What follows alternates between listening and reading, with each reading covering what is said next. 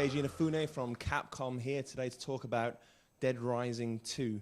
Now, Inafune-san, this is the first time that Dead Rising 2 has been available for hands-on play in both single-player and multiplayer format.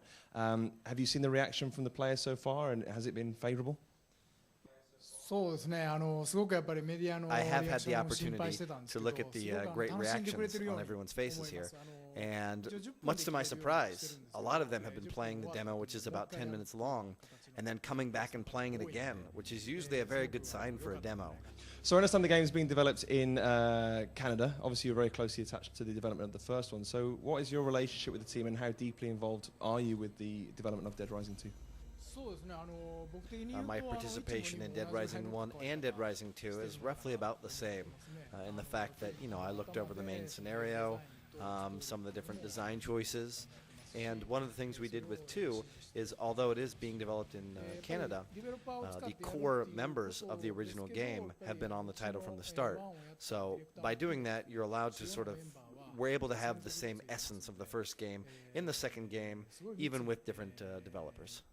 And I suppose since the original Dead Rising, restrictions on violent content in Japan itself have become very strict. Have there ever been concerns that Dead Rising 2 itself may not actually see release within Japan? So yes, with the first one, it was always our vision to make it first fun and then worry about the rules and worry about censorship. When it came to the first game, we didn't really care if it was actually going to be released in Japan or not. We're not willing to alter or water down the content just so it's something we can release in Japan. We're going to stick to our vision, we're going to try and make it the best game possible, and if ultimately that means we're going to be unable to sell it in Japan, then I can only hope that Japanese gamers will go buy the US copy. Well, I think that refusal to dilute the content is very apparent from what I've played. I've seen motorcycles with chainsaws attached. I've seen blenders being put on zombies' heads and then activated. So what other kind of weapons can users expect to use within the game?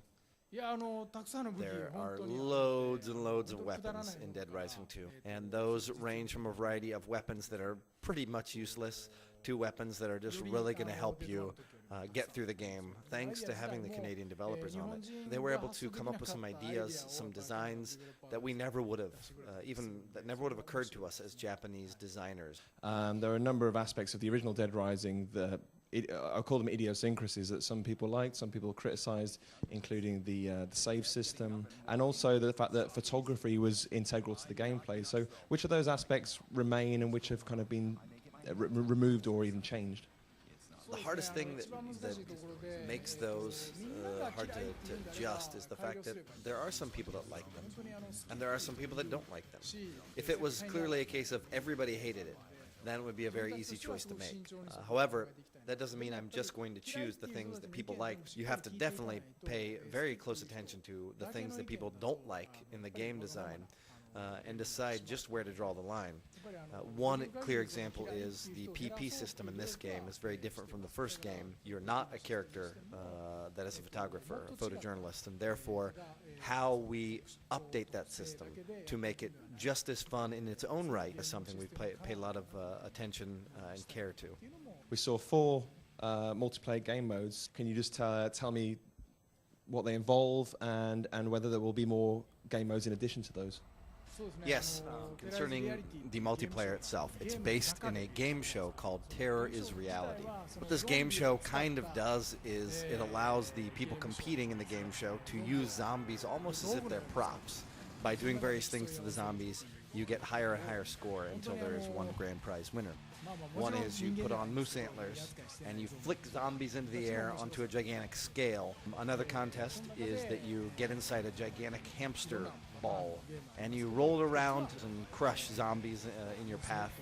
And another one is you get onto a motocross bike with chainsaws on it and just cut through different zombies, and the more that you can kill, the more points you get, of course. The bare minimum, there's going to be a 4, of course, that you've seen here today, but we're shooting for, of course, more than that. No final number at this point, unfortunately. So my final question is, where would you go if there were an actual zombie invasion? If it was me, I'd go to a place that only had women, like maybe a girls' school, and I would come and save them all. Good answer. Inafune-san, thank you very much for your time. Arigatou gozaimashita.